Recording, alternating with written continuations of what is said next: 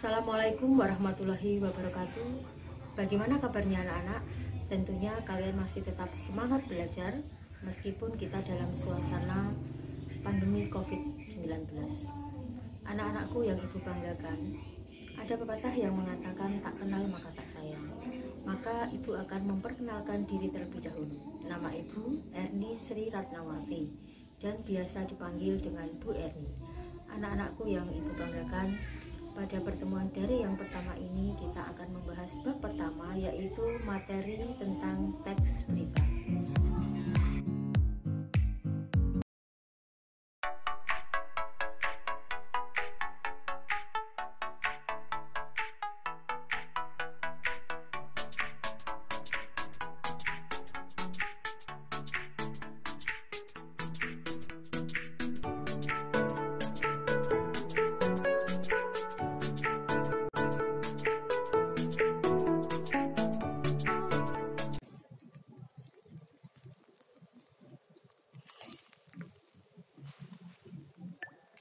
Baiklah anak-anak, sebelum kita menuju ke materi, kalian perlu tahu bahwa kompetensi dasar pada pembelajaran kita pada teks berita adalah yang pertama, mengidentifikasi informasi dalam teks berita tentang objek yang didengar dan dibaca.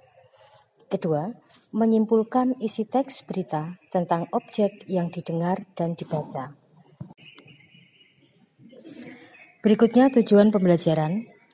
Tujuan pembelajaran pada materi teks berita yang pertama, siswa mampu mengidentifikasi informasi dalam teks berita tentang objek yang didengar dan dibaca. Yang kedua, siswa mampu menyimpulkan isi teks berita tentang objek yang didengar dan dibaca. Nah, anak-anak, sudah disampaikan di awal bahwa kita akan belajar mengenai teks berita. Lalu apa teks berita itu? Teks berita merupakan suatu teks yang berisikan informasi mengenai suatu hal atau kejadian yang terjadi dan masih sangat diperbincangkan oleh orang banyak. Nah, teks berita itu biasanya disiarkan melalui media elektronik ataupun media cetak. Nah anak-anak, setelah kita mengetahui apa itu teks berita atau apa itu berita, kita perlu juga mengetahui tujuan kita membaca berita. Anak-anak, dengan membaca berita, kita dapat memperoleh informasi mengenai suatu hal yang dapat menambah wawasan, sehingga kita dapat berpikir secara kreatif, efektif, dan kritis terhadap suatu masalah.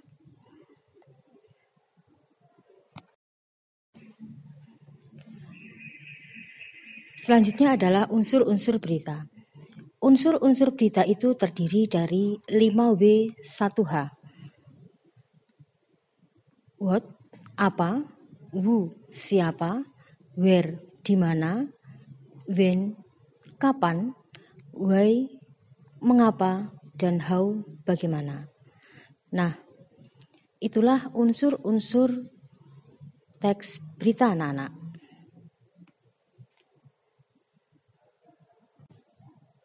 Selanjutnya, bagaimana memahami unsur-unsur tersebut? Maka kita perlu mengajukan 6 pertanyaan dari unsur-unsur tersebut. Yang pertama adalah unsur apa. Apa di sini menanyakan peristiwa apa yang terjadi dalam teks berita tersebut. Lalu siapa? Ini menanyakan tentang pelaku atau pelakunya siapa saja yang terlibat dalam peristiwa itu. Lalu di mana? Ini menanyakan tentang tempat. Di mana peristiwa itu terjadi? Lalu kapan? Ini menanyakan tentang kapan peristiwa itu terjadi?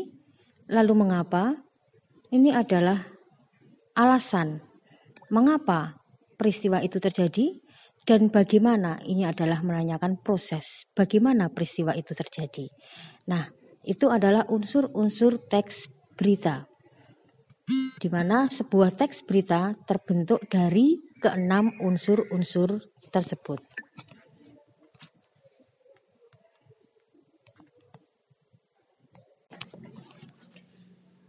Baiklah anak-anak, setelah kalian memahami unsur-unsur berita, sekarang kalian belajar bagaimana meringkas sebuah berita.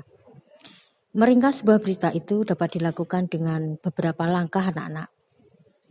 Sebelumnya kami jelaskan dulu apa itu meringkas berita. Ringkasan itu merupakan penyajian bacaan dalam bentuk singkat dengan mempertahankan urutan isi dan sudut pandang pengarang atau penulis berdasarkan naskah asli. Lalu langkah-langkah meringkas itu sendiri, yang pertama adalah mendengarkan atau mencatat teks berita dengan seksama. Kedua, mencatat pokok-pokok atau unsur-unsur berita yang tadi terdiri dari 5W1H. Dan yang ketiga, menyampaikan kembali pokok-pokok atau unsur-unsur berita secara lengkap dan ringkas.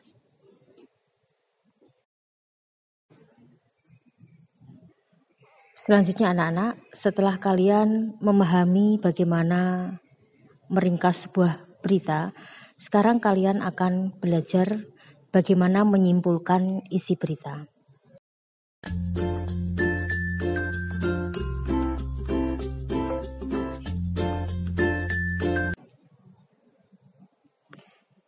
Lalu langkah-langkah menyimpulkan berita itu sendiri.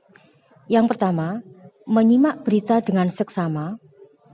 Yang kedua, mencatat pokok-pokok berita mengenai tema peristiwa yang diberitakan, orang yang memberitakan, tempat kejadian, proses terjadinya peristiwa yang sedang diberitakan, atau pokok-pokok yang terdiri dari unsur 5W1H.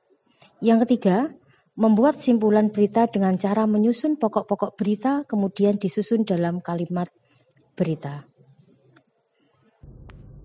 Anak-anakku yang ibu banggakan, demikian tadi pertemuan kita hari ini. Tetap semangat belajar. Terima kasih atas perhatiannya. Wassalamualaikum warahmatullahi wabarakatuh.